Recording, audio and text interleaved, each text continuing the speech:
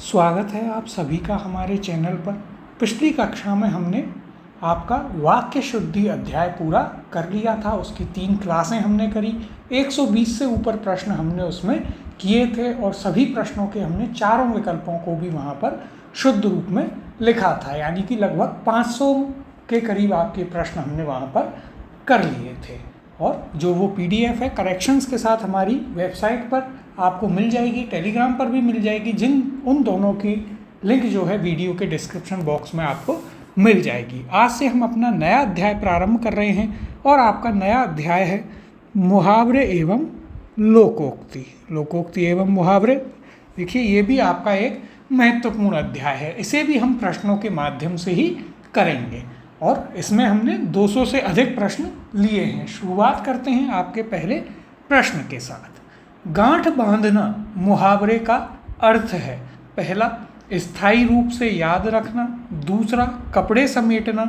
तीसरा, क्रोध करना। या फिर चौथा, मूर्ख होना। इसका सही उत्तर है ऑप्शन नंबर 1, स्थायी रूप से याद रखना। गांठ बांधना मुहावरे का अर्थ होता है किसी चीज़ को स्थायी रूप से याद रखना या पक्के तौर पर याद रखना। दूसरा प्रश्न, जोगी मार हाथ में छार कहावत का भावार्थ इनमें से कौन सा है? पहला, जब गरीब को सताया जाता है तब प्रतिक्रिया बहुत तीखी होती है। दूसरा, जोगी अपने हाथ में राख लेकर भी सबको मार सकता है। तीसरा, जोगी को मारने से मारने वाले का जीवन राख हो जाता है। या फिर चौथा, निर्बल को मारने से कोई लाभ नहीं। तो देखिए कहावत क्या है, जोगी मार हाथ में छार। इसका सही उत्तर होगा ऑप्शन नंबर 4, निर्बल को मारने से कोई लाभ नहीं होता है। तो देखिए हम इस अध्याय में भी जब पूरा हो जाएगा तो ये PDF आपको प्रोवाइड करा देंगे, तो आप क्लास देखते हुए भी इसे कर सकते हैं या फिर आप जो हम आपको यहाँ पर लोकोक्ति या मुहावरे बताते जा रहे हैं उन्हें आप अपनी नोटबुक में नोट करते जाएं, जैसे गांठ बांधना, और उसके आगे फिर उसका अर्थ लिख लें। फिर जोगी मार हाथ में छार, उसके सामने उसका अर्थ लिख लें, जिससे आप इन सभी को एक साथ याद कर सकें।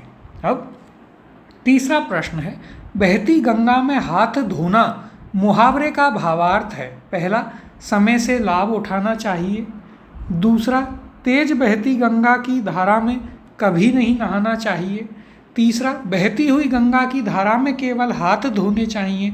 या फिर चौथा, बहती गंगा में हाथ धोने से ही गंगा स्नान का पुण्य मिल जाता है। तो देखिए क्या है मुहावरा, बहती गंगा में हाथ धोना। इसका अर्थ होता है समय से लाभ उठाना चाहिए या फिर समय से लाभ उठाना, यानी कि उत्तर हो जाएगा आपका ऑप्शन नंबर 1। अब चौथा प्रश्न देखते हैं। इनमें से किस मुहावरे का भावार्थ सही नहीं है? तो देखिए आपको बताना है कौन सा ऐसा मुहावरा है जिसका भावार्थ सही नहीं है। अब देखिए यहाँ पर क्या होगा, 4 विकल्प हैं, 3 का भावार्थ सही होगा और चौथे का 1 का गलत होगा, जिसे हम आपको सही उसका भावार्थ यहाँ पर बता देंगे। उससे क्या होगा, आपके एक ही प्रश्न में 4 लोकोक्ति या मुहावरे तैयार हो जाएंगे, जैसा कि हमने वाक्य शुद्धि अध्याय में भी करवाया। पहला है, पेट पर लात मारना, भयंकर चोट पहुंचाना। दूसरा, टकासा जवाब देना, इसका अर्थ है साफ मना कर देना। तीसरा, फटेहाल होना, बहुत गरीब होना। और चौथा, घर बसाना, विवाह करना।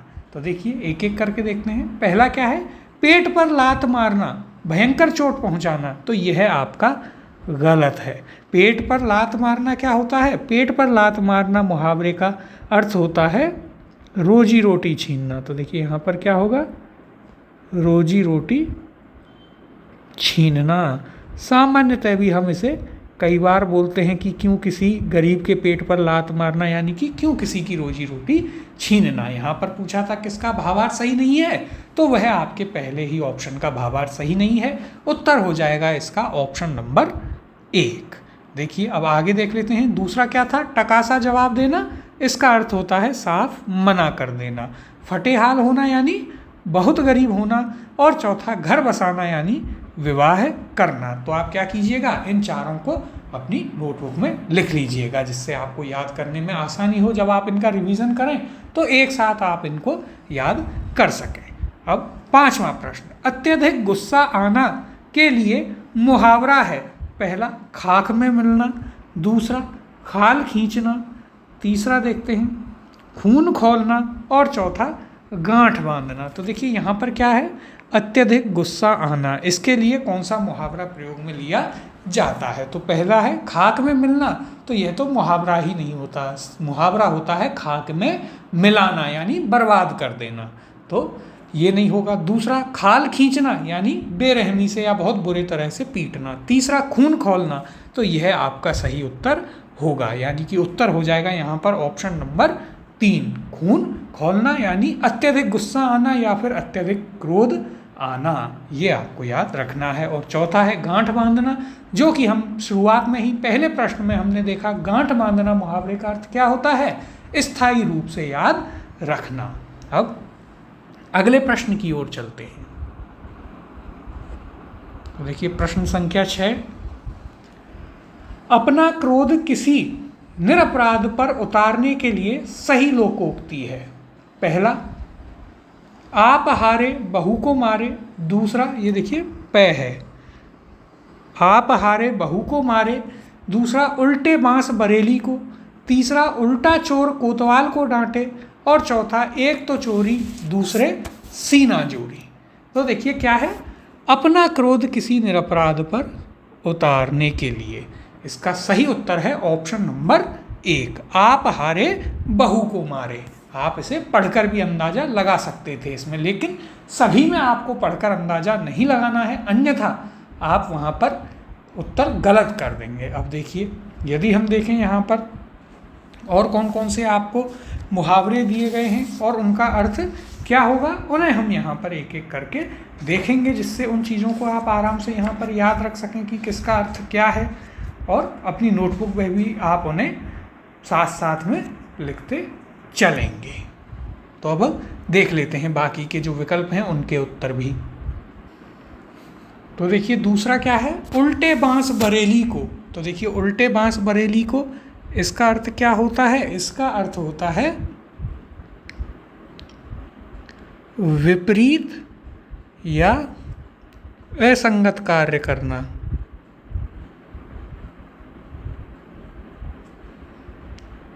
यह आपको कई जगह देखने को मिलेगा। तो उल्टे बांस बरेली को, इसका अर्थ क्या होता है कि विपरीत या असंगत कार्य करना। फिर देखिए दूसरा, उल्टा चोर कोतवाल को डांटे। तो यह तो आप बचपन से ही देखते आ रहे हैं, उल्टा चोर कोतवाल को डांटे, इसका क्या होगा, यानी कि एक तो खुद की गलती और उसके बाद भी क्या, दूसरे पर उसे डाल देना या दूसरे पर दूसरे को लड़ना। तो यह क्या होगा, अपनी गलती स्वीकार ना करना, और देखिए क्या होगा, स्वयं की गलती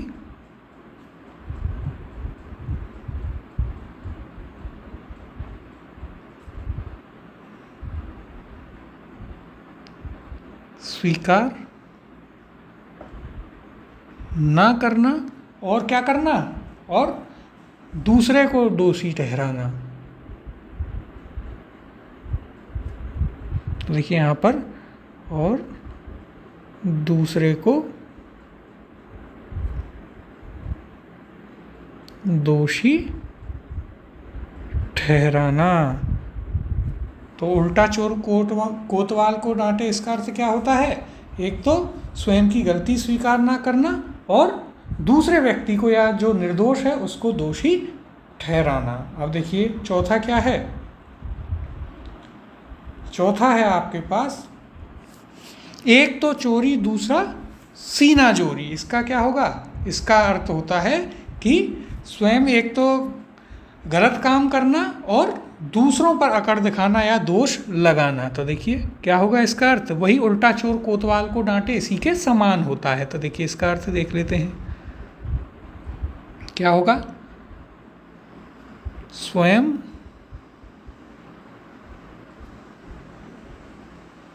गलती कर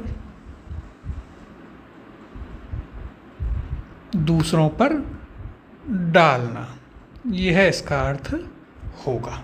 अब 7वां प्रश्न, सब ओर कष्ट ही कष्ट होना इसके लिए उपयुक्त लोकोक्ति है। पहला है आसमान से गिरा खजूर में अटका, दूसरा आ बैल मुझे मार, तीसरा आगे कुआं पीछे खाई, और चौथा क्या है यहाँ पर, वो है आगे नाथ ना पीछे पगहा। तो आपको क्या बताना है, सब ओर से कष्ट ही कष्ट होना, इसके लिए उपयुक्त लोकोक्ति बतानी है। तो देखिए पहला, आसमान से गिरा खजूर में अटका, ये क्या होता है, ये होता है एक विपत्ति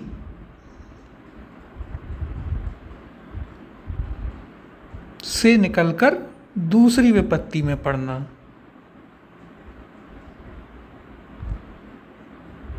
से निकलकर दूसरी विपत्ति में पड़ना, इसके लिए क्या प्रयुक्त होता है, आसमान से गिरे और खजूर में अटके।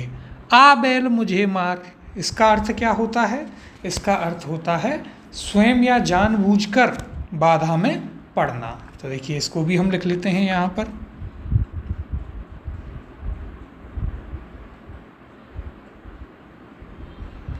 जानबूझकर विपत्ति को आमंत्रित करना।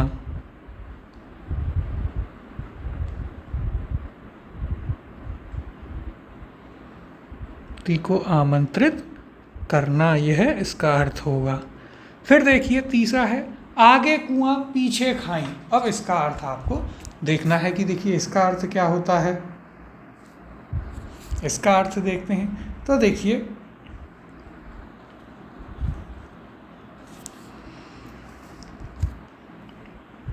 इसका अर्थ होता है दोनों ओर क्या होना, संकट ही संकट या हर ओर कष्ट ही कष्ट होना, यानी कि उत्तर हो जाएगा ऑप्शन नंबर 3। तो यहाँ पर आपका उत्तर क्या होगा, उत्तर होगा आपका ऑप्शन नंबर 3, आगे कुआं पीछे खाई। ये आपको यहाँ पर याद रखना है।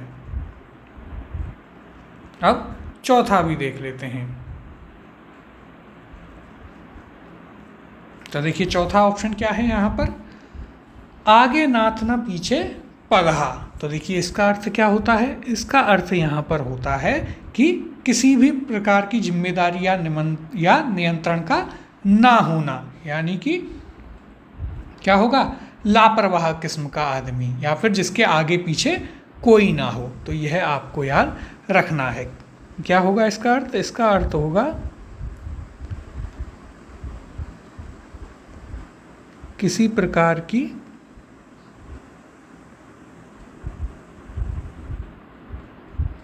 जिम्मेदारी न होना। हम सामान्यतः बोलते भी हैं कि उस व्यक्ति के तो ना आगे नाथ है ना पीछे पगा है, यानी कि पगा यानी कि गाय को बांधने वाली रस्सी, यानी कि उस पर तो किसी भी प्रकार की कोई जिम्मेदारी ही नहीं है, उसके आगे पीछे उसका कोई नहीं है। तो देखिए यहाँ पर था सब और कष्ट ही कष्ट होना, इसके लिए हमने जो उत्तर है लोकोक्ति वो होती है आगे कुआं पीछे खाई। बाकी के अन्य 3 विकल्पों के भी हमने आपको यहाँ पर अर्थ बताए हैं। इसी प्रकार से हम इस पूरे अध्याय को करेंगे। तो देखिए यहाँ पर भी हम आपके 200 से ऊपर प्रश्न ले रहे हैं, प्रत्येक में आपके 4 ऑप्शन हैं, तो लगभग 800 के करीब आपके लोकोक्ति मुहावरे इस अध्याय में हम तैयार करवा देंगे। अब 8वां प्रश्न है, एक आंख से देखना मुहावरे का अर्थ है। विकल्प हैं, पहला उपकार करना, दूसरा कपट भरा व्यवहार करना, तीसरा काना होना, या फिर समान भाव रखना। तो देखिए मुहावरा क्या है, एक आंख से देखना। एक आंख से देखना, इसका अर्थ होता है समान भाव करना या सभी के प्रति समान भाव रखना। तो उत्तर हो जाएगा ऑप्शन नंबर 4। अब 9वां प्रश्न देखते हैं।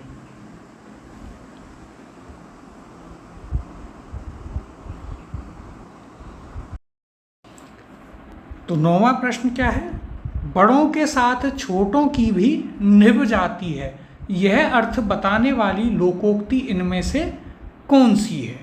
विकल्प देखते हैं, पहला है यथा राजा तथा प्रजा, दूसरा है आपके पास बाप न मारी मेढ़ की बेटा तीरंदाज, तीसरा है हाथी के पाँव में सबका पाँव समाए, और चौथा गंगा गए गंगादास जमुना गए जमुना दास। तो यहाँ पर देखिए आपसे पूछा क्या है कि बड़ों के साथ छोटों की भी निभ जाती है, यह अर्थ बताने वाली लोकोक्ति कौन सी है।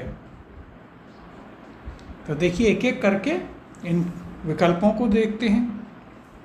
पहला है यथा राजा तथा प्रजा, यानी कि जैसा राजा वैसी प्रजा, यानी कि जो शासक है वह जैसा होगा वैसी ही उसकी प्रजा होगी। तो इसका अर्थ होता है जैसा राजा वैसी प्रजा। फिर देखिए दूसरा ऑप्शन क्या है यहाँ पर, तो दूसरा ऑप्शन है बाप न मारी मेढ़की और बेटा तीरंदाज।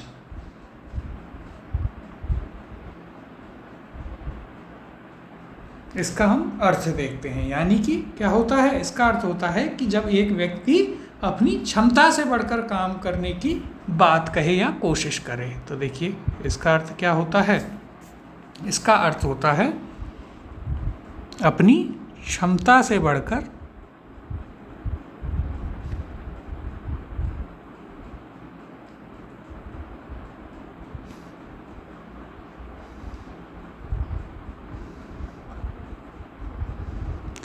से कार्य करना।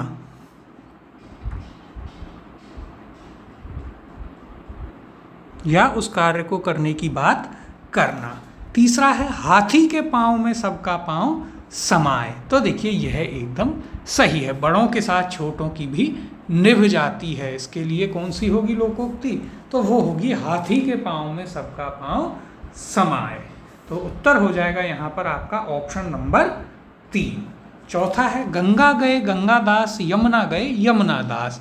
यह होता है अवसरवादी होना। इसका अर्थ क्या होता है, इसका अर्थ होता है अवसरवादी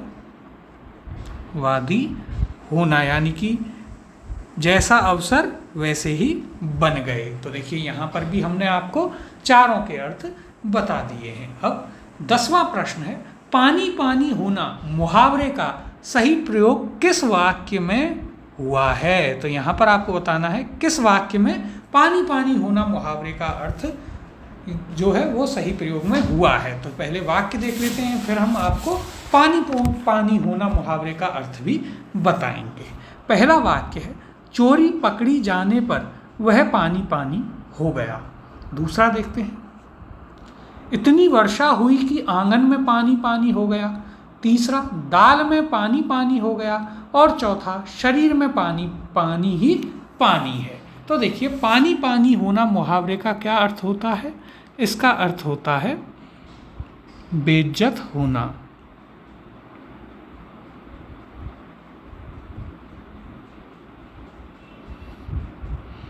बेइज्जत होना या फिर शर्मिंदा होना।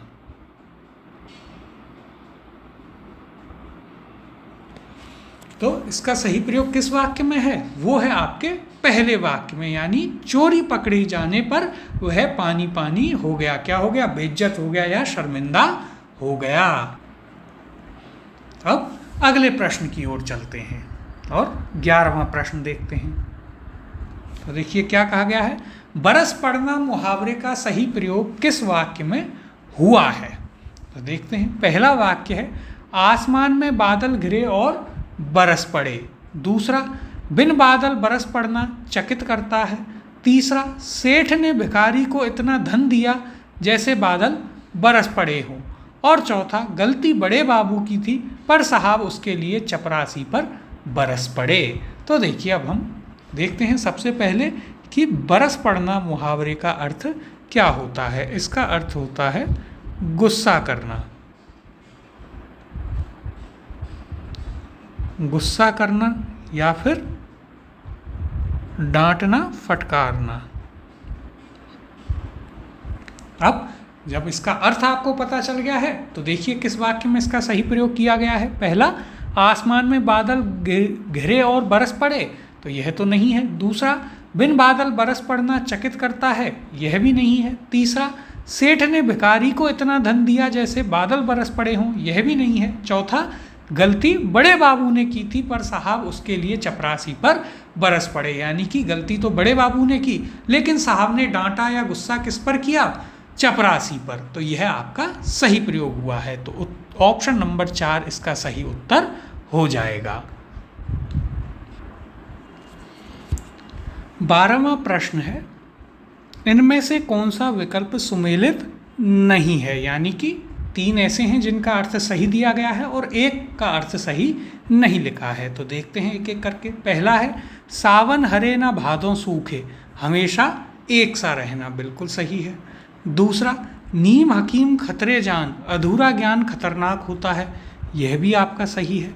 तीसरा है, चोर के घर मोर, अपराधी सदैव चिंतित रहता है नालायक को। तो देखिए यह क्या होगा, यह आपका क्या है, यह है आपका गलत। चोर के घर मोर का अर्थ होता है चालाक को और चालाक मिलना। तो देखिए यहाँ पर क्या होगा,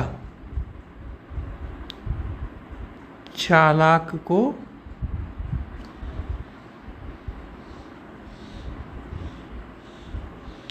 और चालाक मिलना। और यहाँ पर पूछा है कौन सा सुमेलित नहीं है, तो वो आपका तीसरा विकल्प सुमेलित नहीं है, यानी कि ऑप्शन नंबर 3 यहाँ पर सही उत्तर हो जाएगा। चौथा क्या है, हाथ कंगन को आरसी क्या, इसका अर्थ दिया गया है स्पष्ट को प्रमाण की आवश्यकता नहीं होती, यह भी आपका सही है। तो देखिए हर प्रश्न में हम आपके 4 प्रश्नों को तैयार करवा रहे हैं, आप इन्हें एक एक करके नोट करते जाइएगा। 13वां प्रश्न है, एक स्थान पर स्थिर न रहना अर्थ के लिए उपयुक्त मुहावरा है। पहला विकल्प है, धरती पर पाँव न पड़ना। दूसरा, पाँव में शनीचर होना। तीसरा, पाँव के नीचे से जमीन खिसकना। और चौथा, पाँव उखड़ना। तो देखिए पहला क्या है, धरती पर पाँव न पड़ना, इसका अर्थ क्या होता है, इसका अर्थ होता है क्या, बहुत अधिक खुश होना या अत्यधिक खुश होना, प्रसन्न होना। तो देखिए इसका अर्थ क्या है, अत्यधिक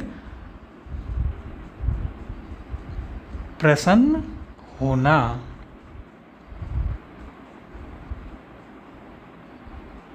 दूसरा है, पाँव में शनीचर होना। तो इसका अर्थ क्या होता है, इसका अर्थ होता है एक स्थान पर स्थिर न रहना, यानी कि ऑप्शन नंबर 2 आपका यहाँ पर सही उत्तर हो जाएगा। अब तीसरा क्या है, तो देखिए तीसरा है पाँव के नीचे से जमीन खिसकना। इसे भी देखते हैं, क्या है आपके पास, पाँव के नीचे से जमीन खिसकना। तो देखिए क्या होता है, इसका अर्थ होता है होश उड़ना। पाँव के नीचे से जमीन खिसकना, इसका अर्थ होता है क्या, होश उड़ना। यानी कि क्या होना, एक प्रकार से जो हम बोलते हैं पैरों के तले जमीन खिसक जाना, यानी कि होश उड़ जाना। फिर देखिए अगला क्या है, अगला दिया है आपको पाँव उखड़ना। तो देखिए पाँव उखड़ना का अर्थ होता है क्या, हिम्मत हारना।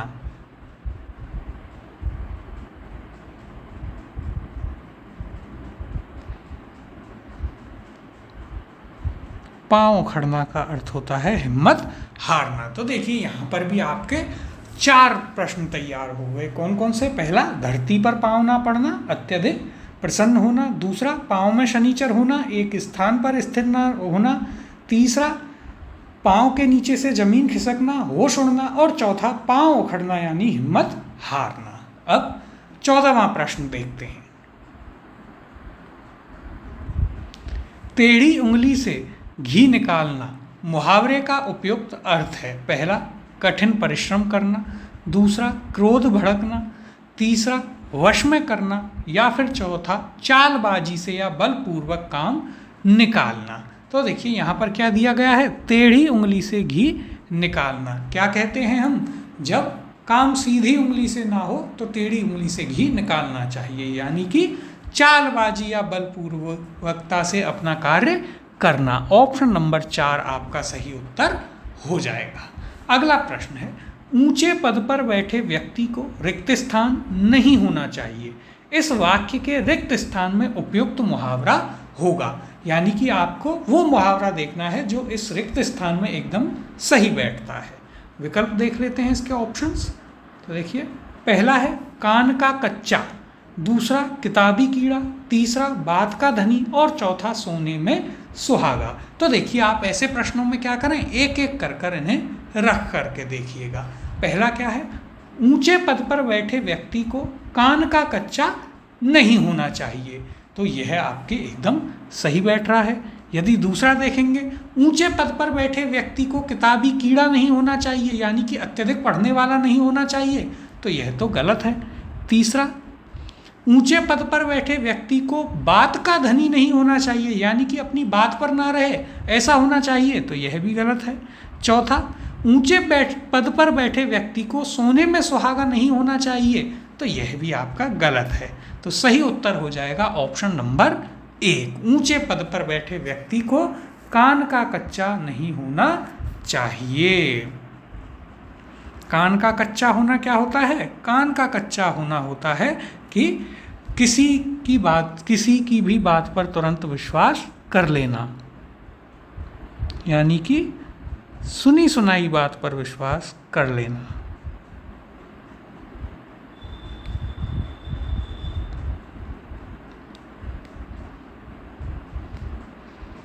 बातों पर विश्वास कर लेना क्या होता है? कान का कच्चा होना। अब अगले प्रश्न की ओर चलते हैं और देखिए 16वां प्रश्न क्या है।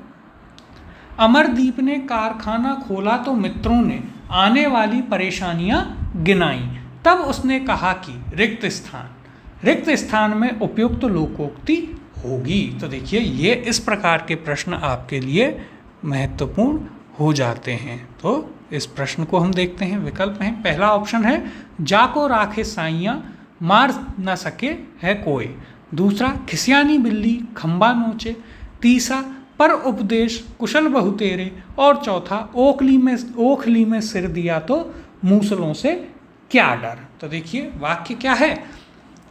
अमरदीप ने कारखाना खोला तो मित्रों ने आने वाली परेशानियां गिनाई, तब उसने कहा कि। तो देखिए, इसके स्थान पर पहला क्या दे रखा है? पहला दे रखा है आपको जाको राखे साइयां मार सके ना कोई।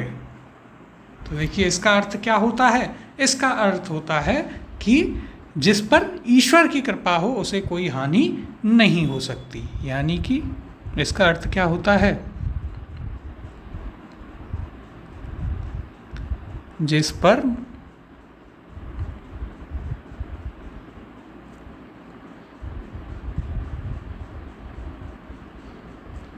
ईश्वर की कृपा हो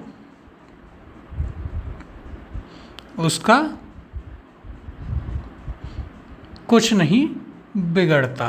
तो देखिए, यहाँ पर हम इसे नीचे लिख लेते हैं, उसका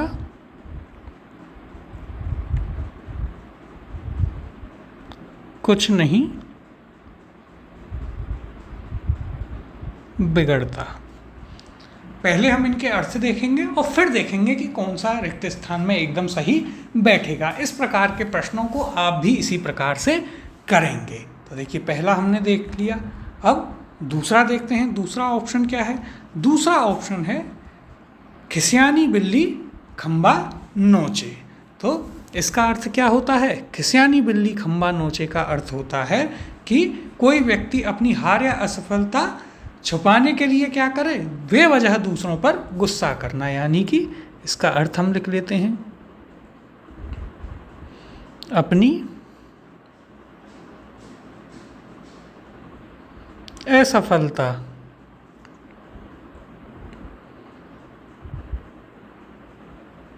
छुपाने के लिए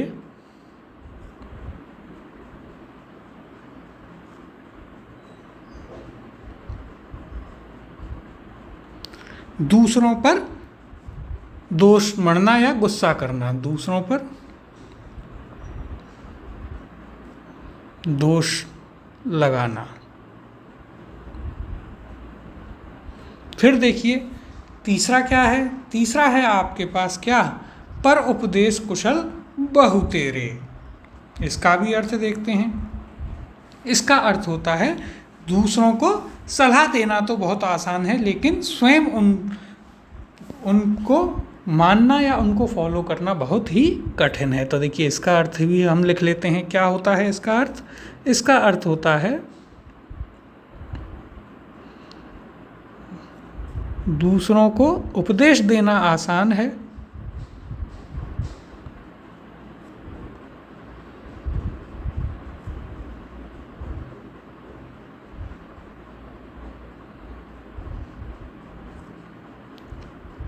स्वयं करना मुश्किल है।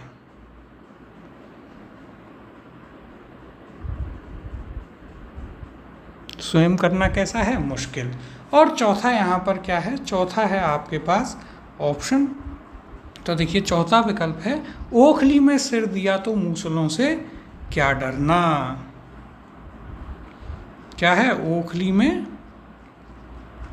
सिर दिया तो मूसलों से क्या डरना। इसका भी अर्थ हम देख लेते हैं। तो देखिए इसका अर्थ होता है कि जब बड़े या कठिन कार्य को करने का फैसला कर लिया जाए तो उसमें छोटी मोटी बाधाओं से क्या घबराना। तो देखिए इसका अर्थ हम देख लेते हैं। इसका अर्थ होता है बड़े या फिर कठिन कार्य में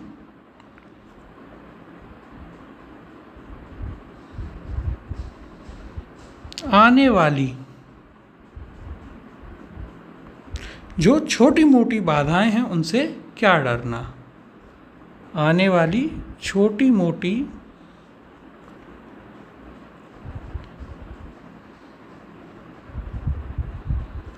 बाधाओं से क्या डरना।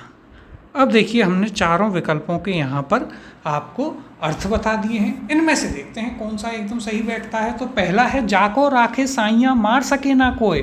तो जिस पर ईश्वर की कृपा हो उसका कुछ नहीं बिगड़ता, यह बैठता है तो हो सकता है बैठे। दूसरा है खिसियानी बिल्ली खंबा नोचे, अपनी असफलता छुपाने के लिए दूसरों पर दोष लगाना, यह तो बिल्कुल ही नहीं बैठेगा।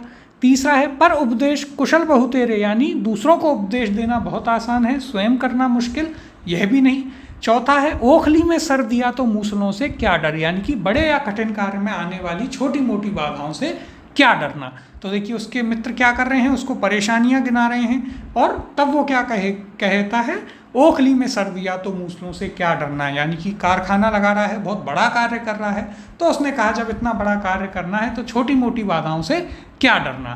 तो सही मुहावरा जो आएगा वो होगा आपका ओखली में सिर दिया तो मूसलों से क्या डर, यानी कि ऑप्शन नंबर 4 यहाँ पर आपका उत्तर होगा। पहला और चौथा ये दो विकल्प आपको यहाँ पर कंफ्यूज कर सकते हैं, लेकिन आपको इनमें कंफ्यूज नहीं होना है। और उसका सबसे सही तरीका क्या है कि पहले आप सभी का अर्थ उनके सामने लिख लें और फिर एक एक करके प्रयोग करके उन्हें वाक्य में देखें। देखिए इस अध्याय में हमें थोड़ा समय लगेगा क्योंकि हम चारों जो ऑप्शन दिए गए हैं उनका अर्थ लिखते जा रहे हैं। लगभग 800 के करीब आपके पास लोकोक्ति या मुहावरे यहाँ पर तैयार हो जाएंगे, लेकिन ये जो समय लगेगा इसका फ़ायदा आपको आपके एग्ज़ाम में होगा। वहाँ पर आपको ज़रा सा भी कन्फ्यूज़न बिल्कुल नहीं होगा कि अब इसमें क्या करना है या क्या होगा। आपको सभी के अर्थ, चारों विकल्पों के अर्थ वहाँ पर पता होंगे, तो आप सीधे ही उन्हें पढ़कर क्वेश्चन को कर पाएंगे। 17वां प्रश्न है बाल बांका ना होना मुहावरे का अर्थ संकेतित करने वाली लोकोक्ति कौन सी है। तो देखिए यहाँ पर क्या है, बाल बांका ना होना, इसका अर्थ कौन सी लोकोक्ति बताती है।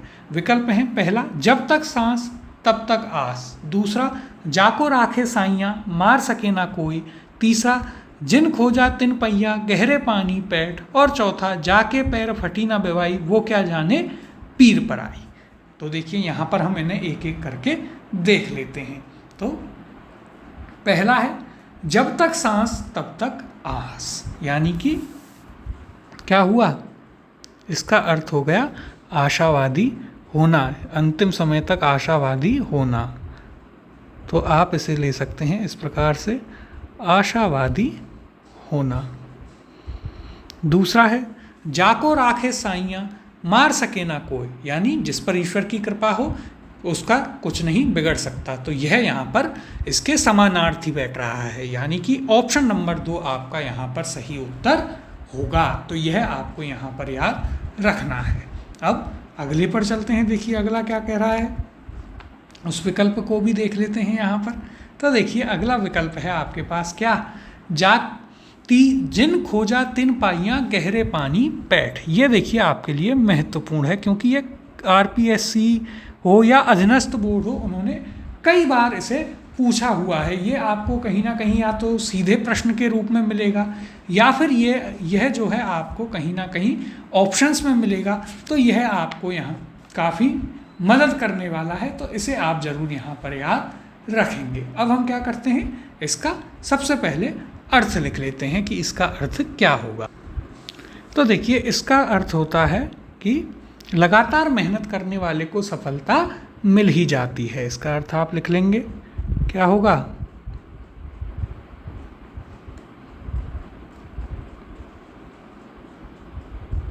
लगातार परिश्रम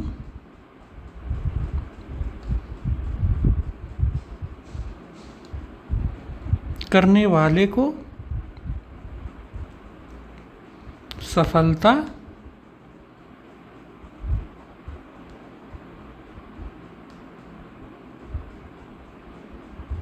मिल ही जाती है।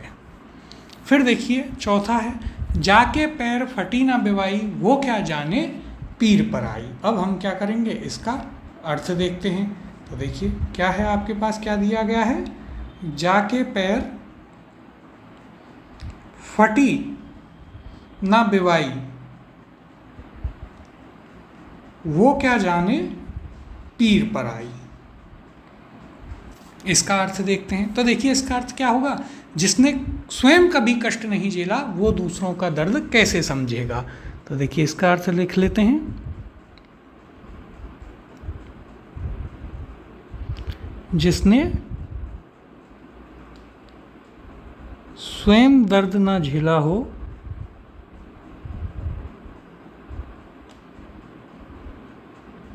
जिसने स्वयं दर्द ना झेला हो वह दूसरों का दर्द नहीं समझ सकता। वह क्या है, दूसरों का दर्द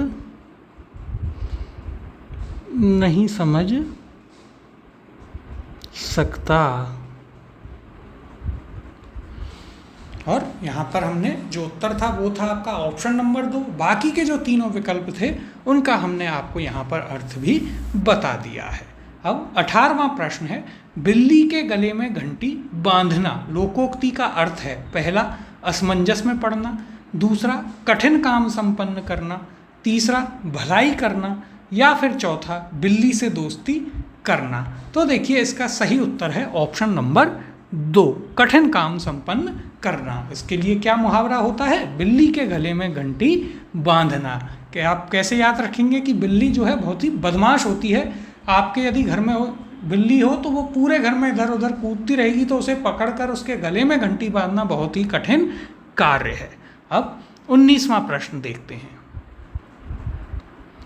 बिना नुकसान के काम हो जाने के लिए प्रयुक्त लोकोक्ति है। ऑप्शन है, पहला 9 की लकड़ी 90 खर्च, दूसरा 5 उंगलियां घी में, तीसरा सांप मरे और लाठी भी ना टूटे, और चौथा आम के आम गुठलियों के दाम। तो देखिए यहाँ पर क्या है, बिना नुकसान के काम हो जाना। इसके लिए आपको बताना है कि कौन सी लोकोक्ति जो है वह प्रयोग में ली जाती है। अब देखिए एक एक करके इन ऑप्शंस को देखते हैं। तो पहला क्या है, पहला है आपके पास 9 की लकड़ी और 90 खर्च, यानी कि इसका अर्थ हुआ अनावश्यक खर्चा। इसका अर्थ क्या होता है,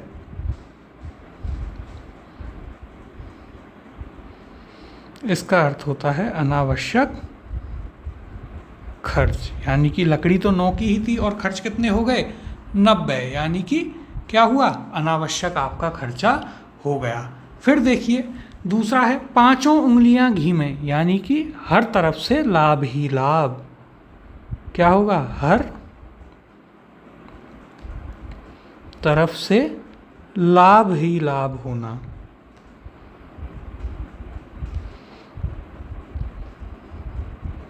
हर तरफ से लाभ ही लाभ होना। तीसरा क्या है? सांप मरे ना लाठी टूटे, यानी कि अपना काम भी हो जाए और कोई नुकसान भी ना हो। तो सही उत्तर हो जाएगा ऑप्शन नंबर 3, ये आपका सही उत्तर है। अब देखिए चौथा विकल्प क्या है? चौथा है आम के आम गुठलियों के दाम, यानी कि क्या होगा? दोहरा लाभ। तो इसका जो पूरा अर्थ है वो क्या होगा? एक कार्य से दोहरा लाभ।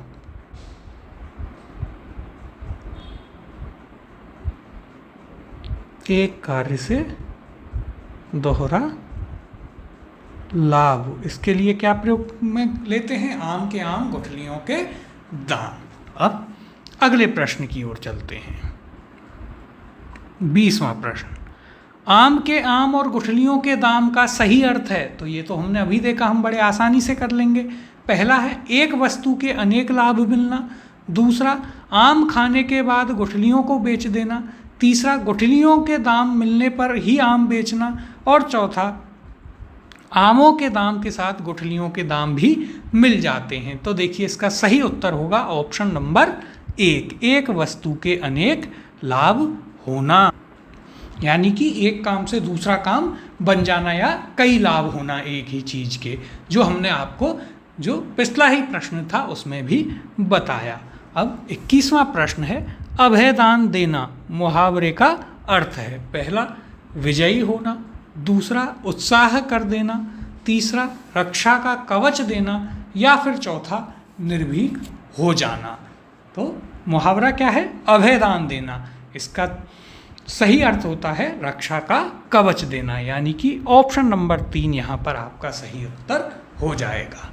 22वां प्रश्न है, छाती पर सांप लोटने का अर्थ है। तो देखिए यहाँ पर क्या है? लोकोक्ति, छाती पर सांप लोटना, जो आपका मुहावरा होता है। ऑप्शन दिए गए हैं, पहला अभिमान करना, दूसरा ईर्ष्या करना, तीसरा तृप्त होना और चौथा द्रवित होना। तो देखिए छाती पर सांप लोटना, इसका सही अर्थ होता है ईर्ष्या करना, यानी कि ऑप्शन नंबर 2 आपका यहाँ पर सही उत्तर होगा। अब 23वां प्रश्न देखते हैं। इनमें से डींग हाँकने के लिए कौन सा मुहावरा प्रयुक्त होता है? पहला है कान भरना, दूसरा गाल बजाना, तीसरा गाल फुलाना और चौथा है आपके पास गाल भरना। तो देखिए यहाँ पर पहला क्या पूछा है आपसे? डींग हाँकने के लिए कौन सा मुहावरा प्रयुक्त होता है? पहला क्या होता है? पहला है कान भरना। कान भरना का अर्थ क्या होता है? चुगली करना। तो देखिए इसका अर्थ क्या है? चुगली करना। दूसरा ऑप्शन है गाल बजाना। तो देखिए डींग हाँकने के लिए गाल बजाना प्रयुक्त होता है, यानी कि ऑप्शन नंबर 2 जो है वो आपका सही उत्तर होगा। तीसरा है गाल फुलाना। गाल फुलाना यानी कि नाराज होना।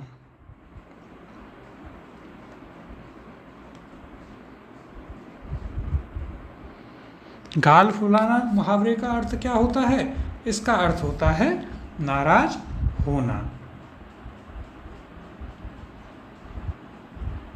फिर देखिए अगला क्या है? अगला है आपके पास गाल भरना। इसका अर्थ क्या होता है? गाल भरना का अर्थ होता है किसी चीज़ को या वस्तु को मुंह में रखना। क्या होता है?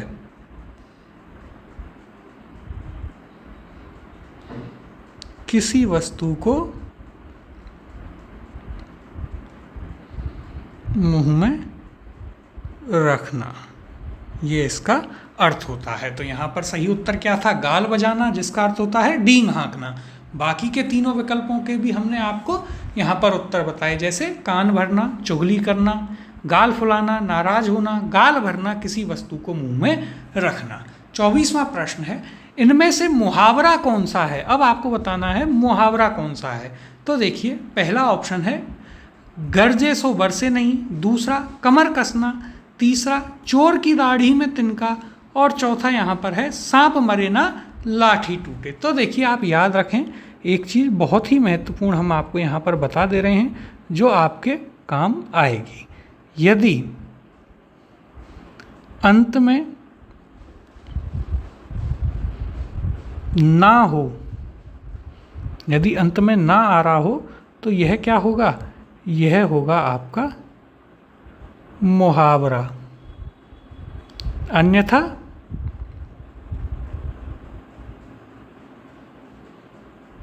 अन्यथा क्या हो जाएगी, अन्यथा वह हो जाएगी लोकोक्ति। तो देखिए यदि अंत में क्या हो, ना आ रहा हो तो है आपका मुहावरा, और यदि अंत में ना नहीं आ रहा है तो वो है आपकी लोकोक्ति। तो यह आप याद रखें, आपके लिए बहुत ही महत्वपूर्ण है। कुछ प्रश्न ऐसे भी पूछे जाते हैं कौन सा मुहावरा है, कौन सी लोकोक्ति है, तो वहाँ पर यह आपको काम में आएगा। तो देखिए सबसे पहले हम अपना क्या करते हैं, प्रश्न कर लेते हैं। तो यहाँ पर आपसे क्या पूछा है, मुहावरा कौन सा है। पहला गरजे सो बरसे नहीं, दूसरा कमर कसना, तीसरा चोर की दाढ़ी में तिनका, और चौथा सांप मरे ना लाठी टूटे। तो यहाँ पर क्या देखना है, अंत में ना किसके है, तो कमर कसना, यानी कि ऑप्शन नंबर 2 आपका यहाँ पर उत्तर हो जाएगा। फिर अब हम एक एक करके इनके अर्थ को देख लेते हैं। पहला है गरजे सो बरसे नहीं, यानी कि इसका अर्थ होता है कि बड़ी बड़ी बातें करने वाले कार्य नहीं करते। तो देखिए यहाँ पर हम लिख लेते हैं इसका अर्थ, बड़ी बड़ी बातें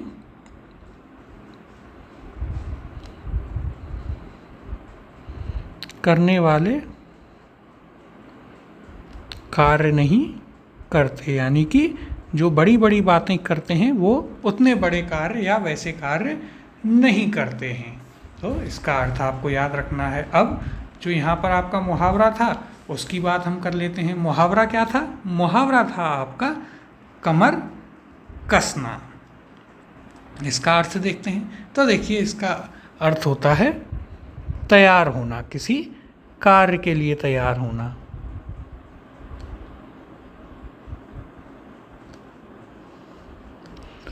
किसी कार्य के लिए पूर्णतः तैयार, या फिर दृढ़ संकल्प भी आप कह सकते हैं। चौथा है चोर की दाढ़ी में तिनका। तो देखिए अब हम क्या करेंगे, इसका भी आप बचपन से इसे देखते आ रहे हैं, कई बार बोलते भी हैं कि चोर की दाढ़ी में तिनका। अब इसका अर्थ क्या होता है कि जो दोषी व्यक्ति है वो हमेशा सशंकित होता है। इसे देख लेते हैं। देखिए अर्थ क्या है,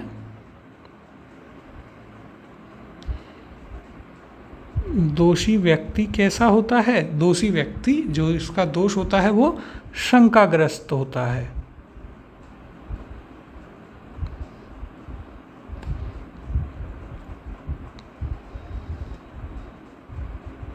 और चौथा था यहाँ पर सांप मरे ना लाठी टूटे, यानी कि अपना काम भी हो जाए और कोई नुकसान भी ना हो।